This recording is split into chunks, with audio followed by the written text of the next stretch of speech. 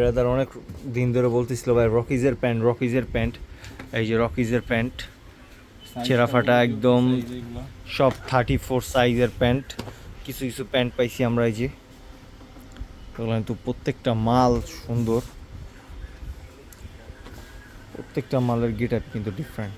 এই যে কিন্তু লেনন ফিটের প্যান্ট রকিজের ব্লু ওয়াশের, ঠিক আছে ব্লু ওয়াশের। এই যে একটা একটু ছেঁড়া ফাটার মধ্যে ম্যাক্সিমামই, এর আবার চায়না প্যান্ট, এই যে আমাদের ইম্পোর্টেড প্যান্ট আর কি।